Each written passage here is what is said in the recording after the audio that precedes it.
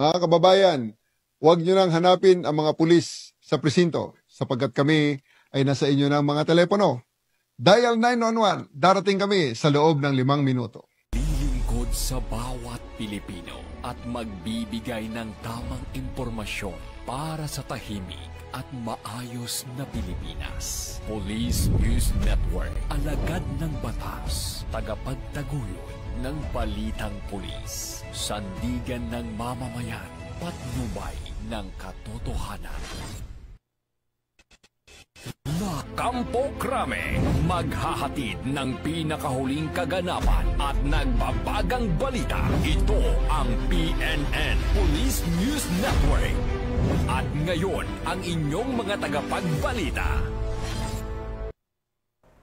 Magandang araw, Bagong Pilipinas. Ako ang inyong alagad na batas, tagataguyod ng Balitang Pulis. Patrolwoman Evelyn Lumabi mula sa Regional Mobile Force Battalion ng NCRPO.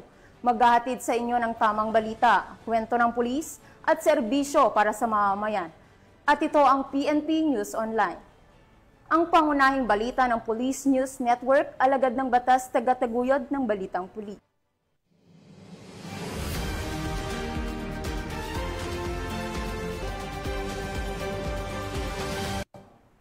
Narito ang mga balitang dapat niyong abangan.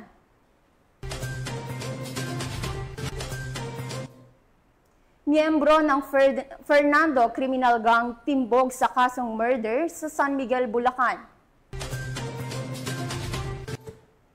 PNP Bicol, agarang tumugon sa mga na-stranded na residente dulot ng malakas na ulan, dala ng bagyong Krising.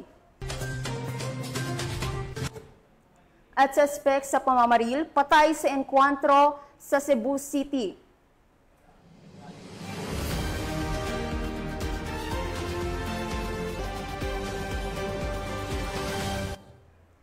Narito ang mga balitang hatid ng ating PNN correspondents mula sa iba't ibang panig ng bansa.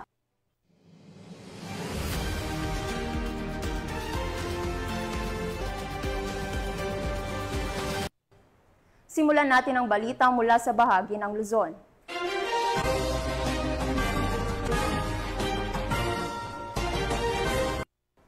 Ipinamalas ng PNP Bicol ang mabilis na aksyon at malasakit sa publiko matapos ang agarang tumugon sa mga na-stranded na residente dulot ng malakas na pag-ulan at pagbaha na hatid ng bagyong Krising.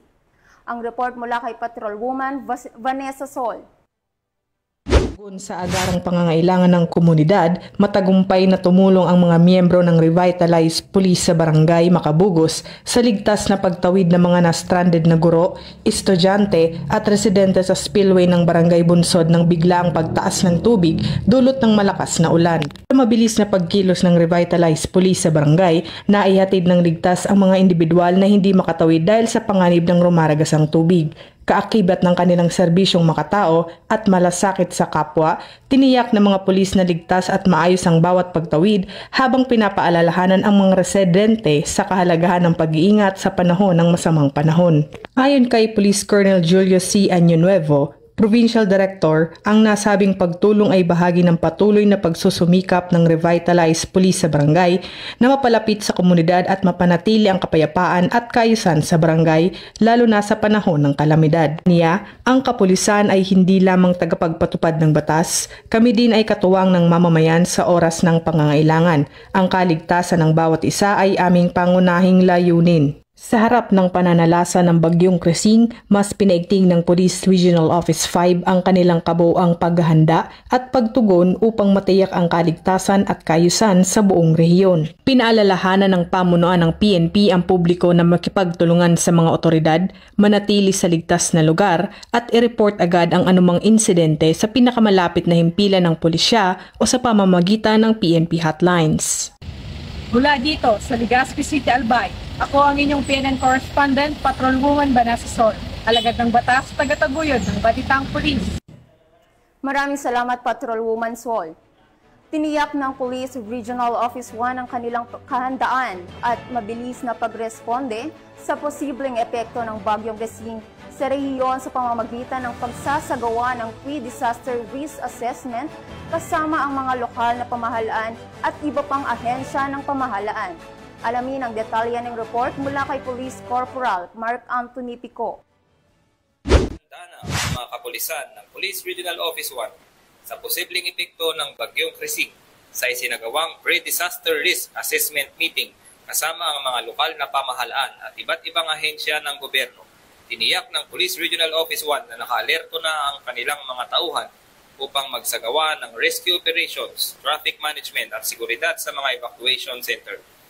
Nagsagawa na din ang mga police provincial offices ng pre-prepositioning ng mga kagamitan at nagtalaga ng mga quick response teams at patuloy din ang pagmonitor sa mga lugar na kabilang sa high-risk areas upang matiyak ang seguridad at kaligtasan ng mamamayan ng Region 1. Pinayuhan din ng mga kapulisan ang publiko na manatiling kalmado, makinig sa mga opisyal na anunsyo at iwasan ang pagpapakalat ng maling impormasyon lalo na sa social media. Patuloy ang koordinasyon ng Police Regional Office 1 sa mga Disaster Response Unit, Department of Social Welfare and Development at Office of Civil Defense upang matiyak ang mabilis na pagbibigay ng tulong sa mga maapektuhan na residente. Mula dito sa Ilocos Region, ako ang inyong PNN correspondent, Police Corporal Mark Anthony Pico, alagad ng batas, tagataguyod ng Balitang Pulis. Maraming salamat, Police Corporal Pico. Bilang bahagi ng paghahanda sa paparating na Bagyong Krising, nakiisa ang Cagayan Police Provincial Office sa isinagawang pre-disaster risk assessment ng mga lokal na ahensya at disaster response unit sa lalawigan. Nakatutok dyan si Patrolwoman Lainey Lorenzo. Talagang pagpatulong ang dinaluhan ni Police Colonel Mardito G. Anguluan, Provincial Director ng Cagayan Police Provincial Office, na ginanap sa Commissary Hall Capitol Compound, Tuguegarao City, Cagayan bilang bahagi ng Pre-Disaster Risk Assessment o PDRA para sa paparating na Bagyong Krising nito lamang ika-17 ng Hulyo taong kasalukuyan. Nagtipon-tipon sa nasabing pagpupulong ang mga kinatawan ng iba't ibang ahensya ng gobyerno kasama na ang mga opisyal mula sa lokal na pamahalaan at mga kinatawan ng iba't ibang mga barangay. Ang PDRA ay isang mahalagang hakbang upang matiyak ang kaligtasan at kapakanan ng mga mamamayan sa lalawigan. Layunin nito na masuri ang mga potensyal na epekto ng bagyo mula sa pinsalang maaaring idulot nito sa mga infrastruktura hanggang sa panganib sa buhay at ari-arian ng mga residente. Sa pamamagitan ng masusing pagsusuri, makakalikha ang mga kinauukulang ahensya ng mas epektibo at maayos na plano para sa paghahanda at pagtugon sa anumang sakuna. Ang pagdalo ng Cagayano Cups sa PDRA ay isang patunay na ang ating kapulisan ay nagsusumikap upang maprotektahan ang mga mamamayan nito lalo na sa panahon ng mga kalamidad. Ito ay isang hakbang tungo sa isang ligtas at maunlad na Cagayan. Mula dito sa Tuguegarao City Evacuation Center, ako ang iyong PNN correspondent, Patrolwoman Lainey Lorenzo, alagad ng batas, tagataguyod ng Balitang Pulis. Maraming salamat, Patrolwoman Lorenzo. Nasa kote ng mga operatiba ng pulisya ang isang miyembro ng kilalang Fernando Criminal Gang sa bisa ng warrant of arrest para sa kasong murder sa isinagawang operasyon sa San Miguel, Bulacan. Nakibalita dyan si Patrolwoman Mildred Tawagon.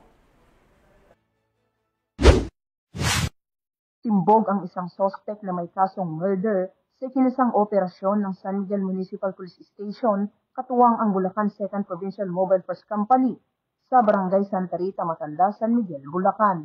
Kinilala ni Police Lieutenant Colonel Joey Louis B. Vilaro, hepe ng San Miguel Municipal Police Station, ang suspect na isang lalaki, 40 anyos, walang trabaho at residente ng Centro Zone, Barangay Pulong, Bayabas, San Miguel, Bulacan. Ayon kay Police Lieutenant Colonel Vilaro, ang suspect ay miyembro umano ng Fernando Criminal Gang na tinuturing na provincial high-value individual at kabilang sa top 10 regional priority target sa ilalim ng Case Operation Plan o Plan Kangaroo. Bandang alas 5 ng hapon ay tuluyang naaresto ng mga otoridad ang suspect sa bisa ng warrant of arrest para sa kasong murder na walang inirekomendang piyansa. Ang suspect ay kasalukuyang nasa kustudiya ng San Miguel Municipal Police Station para sa kaukulang dokumentasyon at wastong disposisyon. tinitiyak ng Bulacan PNP sa ilalim ng pamumuno ni Police Colonel Angel Garciliano, Acting Provincial Director ng Bulacan Police Provincial Office, ay pagpatuloy nila ang mas pinaigting na operasyon upang masiguro ang kaligtasan, katahimikan at kaayusan sa buong lalawigan. Patuloy din nilang papaigtingin ang kampanya laban sa lahat ng uri ng kriminalidad at iba pang iligal na aktibidad bilang bahagi ng kanilang pangakong protektahan at paglingkuran ang mamamayan ng Bulacan. Mula dito sa Bulacan Police Provincial Office, ako ang inyong PNN Correspondent, Patrolwoman Mildred A. Tawagon, alagad ng batas, tagataguyod ng Balitang Pulis. Maraming salamat, Patrolwoman Tawagon. Bilang tugon sa inaasahang epekto ng Bagyong Krising, nakahanda na ang mga search and rescue teams mula sa iba't ibang himpilan ng pulisya sa Cordillera upang tumugon sa anumang emergency na maaaring idulot ng malalakas na ulan at pagbaha. Yan ang tinutukan ni Police Master Sergeant Lenny Valerio. Nakahanda na ang search and rescue team mula sa iba't ibang Police Provincial Office ng Riyon ng Cordillera bilang paghahanda sa posibleng epekto ng Bagyong Krising at nagsagawa ng masusing inspeksyon ng kagamitan nitong araw, 18 ng Hulyo taong kasalukuyan. Ang inisyatibong ito ay bahagi ng tuloy-tuloy na pagsisikap na palakasin ang disaster response at suportahan ang komunidad sa panahon ng sakuna. Layunin na ang aktibidad na masiguro ang kahandaan at kakayahan ng search and rescue team sa pagtugon sa mga sakuna.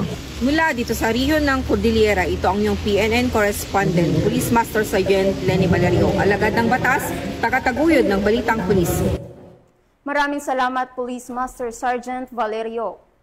Walang takas ang 4 na hinihinalang drug personalities matapos madakip sa isinagawang bypass operation ng PNP sa Pasay City. Narito ang detalye ng report mula kay Patrolwoman Mika May Bahiwa. Nasa kote ang 4 na drug suspect sa ikinasang bypass operation ng mga tauhan ng Pasay City Police Station sa Barangay 145, Zone 16 sa Pasay City. Kinilala ang mga suspect sa mga alias na Boy, Elisa, Rose at Irish, na pawang nasa drug watch list at walang trabaho. Nasamsam sa operasyon ng Station Drug Enforcement Unit ng Pasay ang 9 na sachet ng hinihinalang shabu na may timbang na 19.7 gramo at tinatayang may halaga na 133,960 pesos kasama ang marked money at isang plastic case. Nasa kustodiya na ng pulisya ang mga suspek habang isinasagawa ang investigasyon. Naharap naman ang mga ito sa kasong paglabag sa Republic Act 9165 o mas kilala bilang Comprehensive Dangerous Drugs Act of 2002. Mula dito sa Camp Bagong Diwa, ako po ang iyong PNN Correspondent, Patrolwoman Mika May Bahiwag, alagad ng batas, tagataguyod ng Balitang Pulis. Maraming salamat, Patrolwoman Bahiwag. Tunghayan naman natin ang mga balita mula sa Visayas.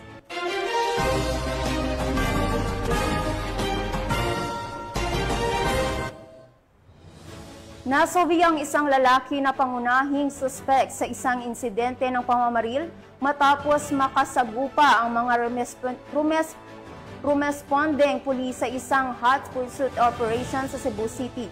Alamin ang iba pang detalye mula kay Patrolwoman Annalyn Canoog. Pangunahing suspects pamamaril matapos sa isang mainit na engkwentro sa pagitan ng mga pulis banda alas 5:01 na madaling araw sa Barangay Suba, Cebu City noong kalabing 6 ng Hulyo sa taong kasalukuyan. Kinilala ni Police Captain Giancarlo M. Reyes, Officer in Charge ng Police Station 6, Cebu City Police Officer na nasawing suspect na si Alias Imat nasa hustong gulang aksidente na si Tiwakwak, Barangay Sawang Calero, Cebu City. Ayon sa ulat ng pulisya, nagsasagawa ng hot pursuit operation ng Police Station 6 at Tracker Team matapos makatanggap ng impormasyon na namataan ng suspect sa General Jean Street, Barangay Suba. Makalipas ang insidente ng pamamaril sa nasawing biktima na si Ricardo banda alas 4:15 na madaling araw. Habang nagsusuri ang mga kapulisan sa isang makiti na daan sa lugar, bigla silang pinaulanan ng bala ng suspect. Tinamaan ang isang pulis ng 3 beses sa katawan, ngunit sa kabutihang palad ay naksuot ito ng ballistic vest kaya hindi siya nasugatan ng malubha. Gumanti agad ng putok ang mga mortiba at napuruhan ng suspect sa kanang binti. Patuloy pa rin rin sa pagpapaputok si suspect kaya't nauwi ito sa matinding putukan na nagresulta sa pagkakabaril pa sa suspect sa kanyang katawan at ulo. Agad isinugo ng suspect at nasugatan pulis Cebu City Medical Center para sa agarang lunas. Sinikap pa ng mga doktor na sa pinambuhan ng suspect ngunit dineklara itong patay kalaunan dahil sa tinamong mga tama ng bala. Samantala, ligtas na makipapagaling sa ospital ang pulis. I commend the relentless and continuous effort exerted by police station personnel for successfully neutralizing G alias Imat and the responding and follow-up operation regarding the shooting incident victimizing Ricardo. I would like also to thank the support of the barangay constituents for giving information that lead to apprehending the lawless elements. Your cooperation and participation are much. Correspondent Patrolwoman Annalyn N. Canoog, alagad ng batas, tagataguyod ng Balitang Pulis. Maraming salamat, Patrolwoman Canoog. Nasaksihan ng mga miyembro ng Regional Advisory Group for Police Transformation ang ipinamalas na 5 minutes response capabilities ng Police Regional Office 6 sa isinagawang simulation exercise. Magbabalita dyan si Patrolwoman Ledilyn Bansagon. Muling ipinakita ng Police Regional Office 6 sa pangunguna ni Police Brigadier General Josefino D. Ligan, Regional Director ng PRO6 ang kahusayan at bilis ng kapulisan sa pamamagitan ng 5-minute police response capability sa mga membro ng Regional Advisory Group for Police Transformation and Development 6 na pinamumunuan ni Chairperson Professor Mary Ann Tupas Gumban sa Camp Trufalo B. Delgado, Fort San Pedro, Iloilo City. Ito lamang ika-17 ng Hulyo taong kasalukuyan. Nasaksihan ng grupo ang kahalagahan at tibong implementasyon ng programa sa pamamagitan ng serye ng simulation exercises. 2 simulation exercise ang isinagawa sa Iloilo City. Isa rito ay gumamit ng 911 emergency hotline habang isa pang SIMEX ang ginanap sa Boracay, Malay, Aklan. Ang aktibidad na ito ay patunay ng kahandaan ng PRO6 na agad tumugon sa anumang uri ng emergency upang mapanatili ang kaligtasan ng publiko. Binigyan din ni Police Brigadier General Ligan na ang layunin ng programang ito ay hindi lamang pagpapakita ng bilis, kundi pati na rin ang maayos na koordinasyon at efficient na operasyon ng mga tauhan ng Philippine National Police sa oras ng pangangailangan. Sa panahon ngayon na mabilis magbago ang sitwasyon ng seguridad, mahalaga maipakita sa mga stakeholders at publiko na ang kapulisan ay handa at may kakayahan na tumugon sa loob lamang ng 5 minuto mula sa pagtanggap ng tawag. Dagdag pa niya, ang pagkakaroon ng mabilis na response time ay makakatulong upang maiwasan ng mas malalang insidente at masiguro ang kaligtasan ng mga mamamayan. Sa pamamagitan ng ganito mga pagsasanay, pinatutunayan ng PRO6 ang kanilang matibay na pangako sa kaligtasan at seguridad ng bawat komunidad sa Western Visayas. Ito ay nagpapakita na sa oras ng pangangailangan, maaari nating asahan ang kapulisan na agad darating upang magbigay ng proteksyon at solusyon. Sa huli, nanatiling pangunahing layunin ng PRO6 na itaguyod ang isang ligtas at mapayapang rehiyon kung saan ang bawat mamamayan ay may kumpiyansang ang kanilang pulis ay mabilis, maaasahan at handang magserbisyo anumang oras. Mula dito sa Police Regional Office 6, ako ang inyong Police News Network Correspondent, Patrolwoman Ledilyn Bansagon, alagad ng batas, tagataguyod ng Balitang Pulis. Maraming salamat, Patrolwoman Bansagon. Narito naman ang mga balita mula sa bahagi ng Mindanao.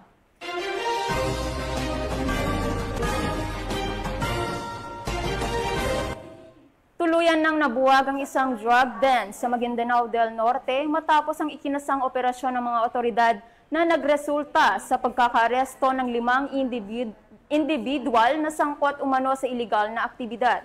Ang detalye ng report mula kay Patrolwoman Veronica Laggi.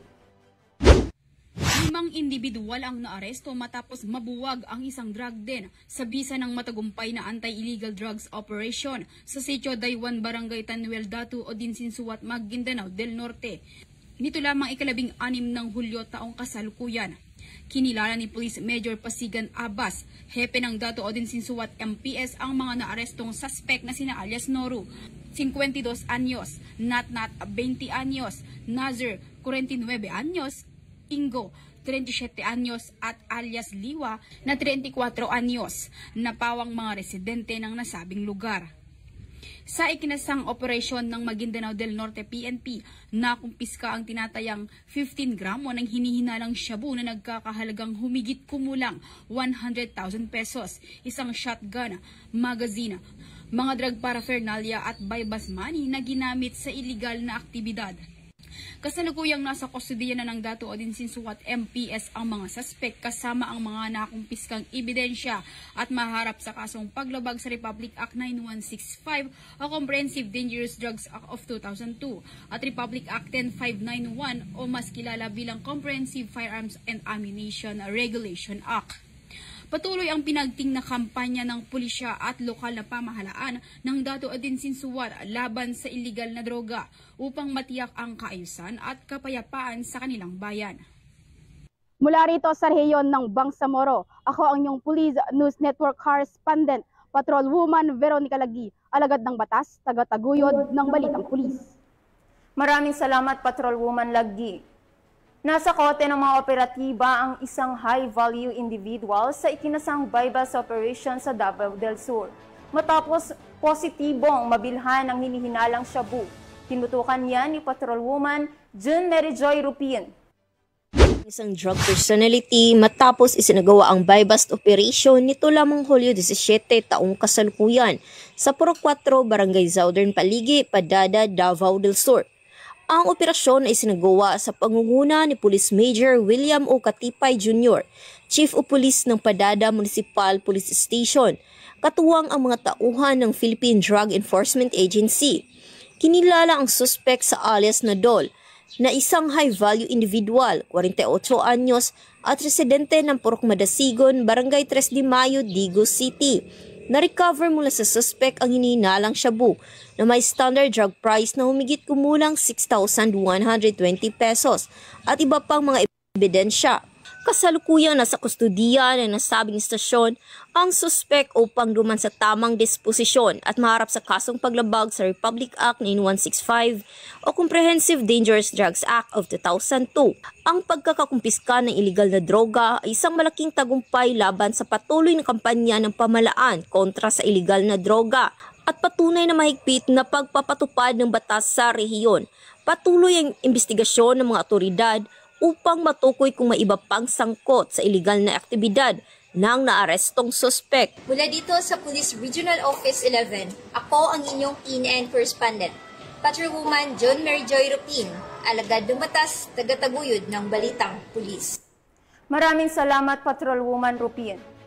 Bilang parte ng paghahanda para sa inaabangang Tinalak Festival 2025, opisyal ng inilunsad ng South Cotabato Police Provincial Office ang kanilang incident management teams sa ilalim ng operasyong tinaguriang Oplan Tinalak 2025. Yan ang balitang hatid ni Patrolwoman. Pinangunahan ni Police Colonel Samuel T. Kadungon, Provincial Director ng South Cotabato Police Provincial Office, ang press conference tungkol sa Incident Management Team Oplan Tinalak 2025 na ginanap sa PDRRMO, Cordal City. Kasama sa nasabing press conference sina Mr. Rolly Duan Aquino, head ng PDRRMO at Fire Officer 3 John Paulo Cabugan ng Bureau of Fire Protection 12. Kasama din ang mga media personalities at iba't ibang ahensya ng gobyerno na nakatalaga sa pagpapanatili ng kaayusan sa nasabing festival.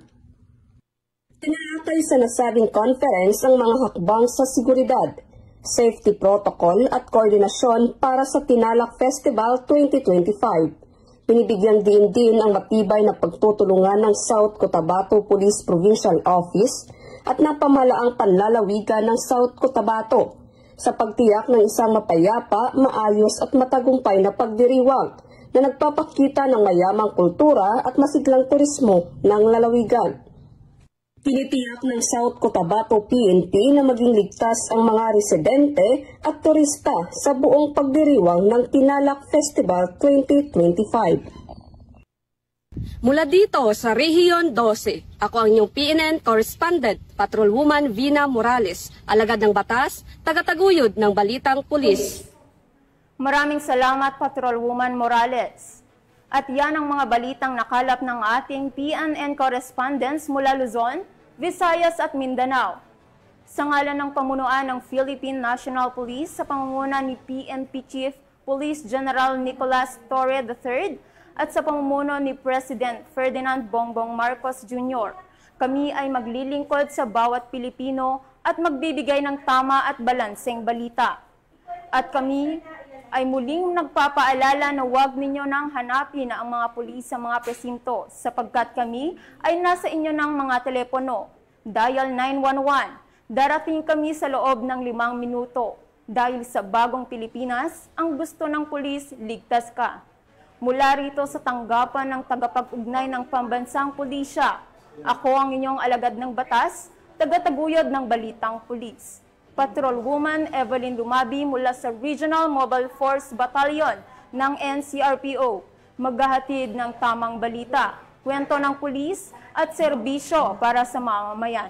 At ito ang PNP News Online, ang pangunahing balita ng Police News Network.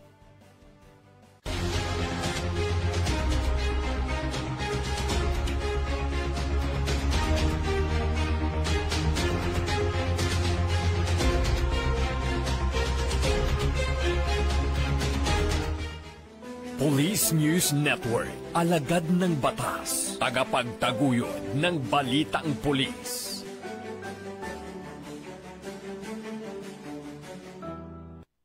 Mga kababayan, huwag nyo nang hanapin ang mga pulis sa presinto sapagkat kami ay nasa inyo ng mga telepono.